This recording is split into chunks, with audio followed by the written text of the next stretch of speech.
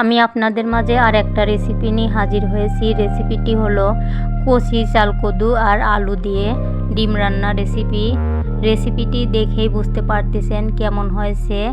তবে মূল উপকরণে যাওয়া যাক। হ্যালো বন্ধুরা, আসসালামু আলাইকুম। Welcome back to my channel Sharmin Khatun kitchen থেকে আপনাদের সবাইকে স্বাগত। আমি এখন ডিম রান্নার রেসিপিটি আপনাদের মাঝে শেয়ার করব। দেখুন, এখানে একটা কচি চাল কদু কেটে নিয়েছি, 2 হালি ডিম সেদ্ধ করে নিয়েছি ব্যাক ক্যামেরায়, আর এখানে কাঁচামরিচ সেদ্ধ করে বেটে নিয়েছি, আদা রসুন বেটে নিয়েছি, কাঁচা জিরা বেটে নিয়েছি। আপনারা দেখতে থাকুন রেসিপিটা।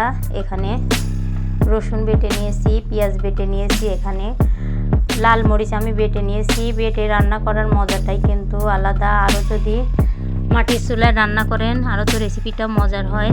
দেখুন, এখানে কড়াইয়ে তেল বসিয়ে দিয়েছিলাম, ডিমটা ভেজে নেব প্রথমে।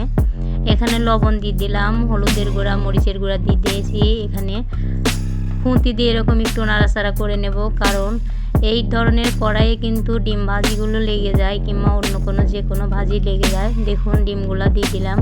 এখন সুন্দর করে নাড়াচাড়া করে ভেজে নেব বাদামি কালার করে। তবে আমার ভিডিওটা আপনারা প্রথম থেকে শেষ পর্যন্ত ফুল ওয়াচ করবেন ভাই বোনেরা, প্লিজ আপনাদের রিকোয়েস্ট করতেছি।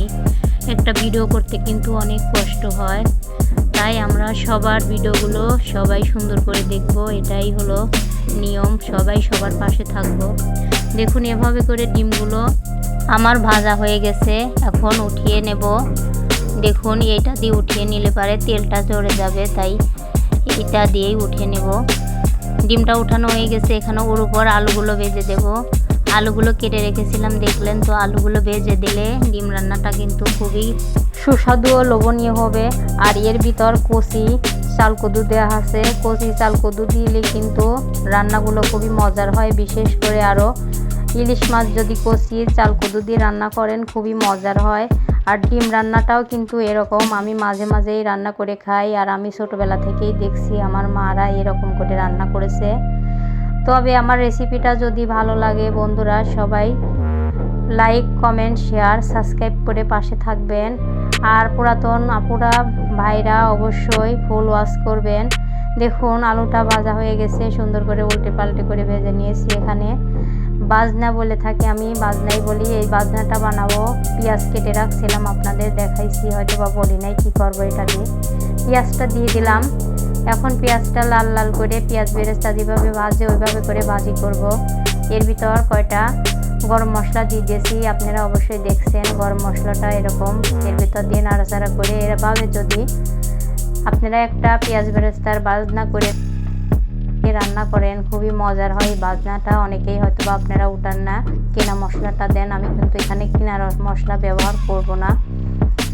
দেখুন, এইভাবে করে জিরা দিয়ে দিলাম, কাঁচা জিরা বেটে দিয়েছিলাম। এভাবে জিরা আবার দিয়ে বাজনাটা উঠিয়ে নিয়েছি। এখানে চাল কদু দিয়ে দিলাম।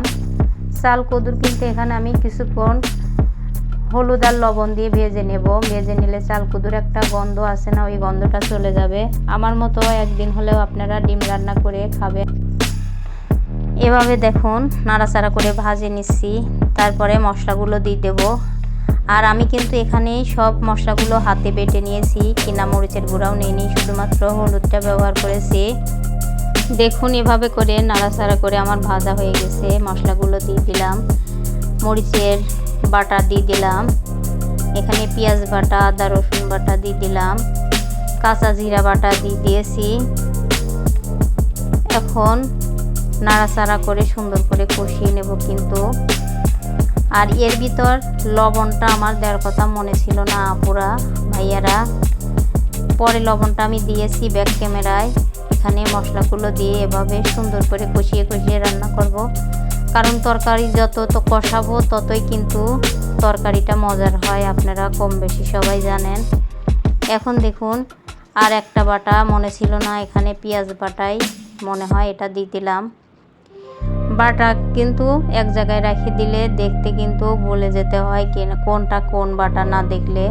তাই আমি ভুলে গেছিলাম শেষে কোন বাটা দিছি, বলতে পারবো না। এভাবে কষিয়ে কষিয়ে ঢাকনা দিয়ে ঢেকে ঢেকে কিন্তু রান্না করব। এখানে বাটি ধুয়ে একটু পানি দিয়ে দিলাম। এখন ঢাকনা দিয়ে ঢেকে দেব নাড়াচাড়া করে। ঢাকনা দিয়ে ঢেকে ঢেকে কিন্তু তরকারিটা যদি কষানো যায় তরকারিটা তাড়াতাড়ি সেদ্ধও হয়, ভিতরে মশলাগুলো ঢোকে ভালো। এই জন্য দেখুন একটা ঢাকনা দিয়ে আমি ঢেকে দিলাম। এভাবে ঢাকনা উঠিয়ে উঠিয়ে সুন্দর করে নাড়াচাড়া করে কষাবো, কারণ নিচ থেকে লেগে জেলে পুড়ে গেলে ভালো লাগবে না। তাই এভাবে করে নাড়াচাড়া করে ঢাকনা উঠিয়ে উঠিয়ে কষাবো। তবে আমার এই ডিম রান্নার রেসিপিটা যদি আপনাদের কাছে ভালো লাগে অবশ্যই পাশে থাকবেন, ভালো কমেন্ট করবেন, কমেন্টে জানাবেন কেমন হয়েছে। আর আমি কিন্তু আপনাদের মতো ওইভাবে ভয়েস ওভার দিতে পারি না। আমার ভিডিও করতে ভালোই লাগে কিন্তু ভয়েস দিতে খুবই সমস্যা হয়। তবে যতটুকু দেই আমার মতো আমার কাছে ভালোই লাগে। এখন আপনাদের কাছে কীরকম লাগে অবশ্যই জানাবেন। আমি কিন্তু আপনাদের ভয়েসগুলো দেখি আমার খুবই ভালো লাগে, আপনারা সুন্দর করে গুছিয়ে কথা বলেন। আমি অনেক কিছুই কিন্তু ভুলে যাই, গুছিয়ে কথা বলতে পারি না। দেখুন ভেজে রাখা আলুগুলো দিয়ে দিয়েছি আপনাদের মাঝে গল্প করতে করতে। আলুটা যে কখন দিছি আপনাদের কাছে বলতেই ভুলে গেছি, আপনারা অবশ্যই দেখছেন। দেখুন এখন আলু দেওয়ার পরে আর কিছুক্ষণ কষাইছি। এখন জলটা দিয়ে দিলাম। অল্প একটু হলেও জল দিতে হবে, আলুটা সেদ্ধ করতে হবে। এই জন্য এখন সুন্দর করে একটা বলক আসিয়ে নিতে হবে। বলক আসলে পরেই ডিমটা দিয়ে দেবো। দেখুন একটু বলক এসে গেছে, ডিমগুলো দিয়ে দিলাম। এখন সুন্দর করে নাড়াচাড়া করতে হবে। এই বলকটা বেশিক্ষণ ধরে দিতে হবে, 10 মিনিট কিংবা 15 মিনিটের মতো। এই বলকটা আসলে পরেই আমি যে বাজনা শিলপাটায় বেটে রাখছি, আপনাদের বেজে দেখাইছি বাজনাটা, ওই বাজনাটা আমি ব্যাক ক্যামেরায় শিলপাটায় বেটে রেখে দিয়েছিলাম, ওটাই এখন দিয়ে দেবো। দিয়ে দেওয়ার পরে কিছুক্ষণের মধ্যে আমি ডিম রান্নাটা নামিয়ে নেব। এটা কিন্তু শেষেই দিতে হয়।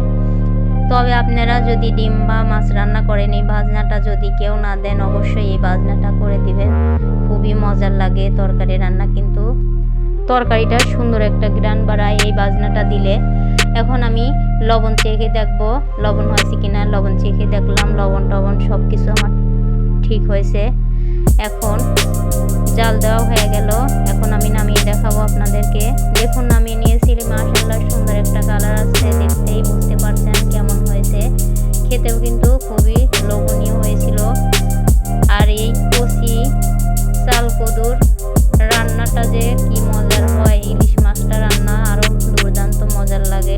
ডিম রান্নাটাও কিন্তু আরও মজার হয়। দেখুন হয়ে গেছে আপনাদের। এখন আমি পরিবেশন করে দেখাবো। একটা প্লেটে উঠিয়ে দেখাচ্ছি।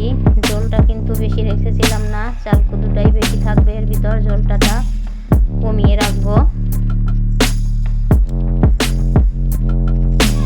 তবে এরকম করে আপনারা চাল কদু দিয়ে ডিম রান্না করে খাবেন, কচি চাল কদু দিবেন।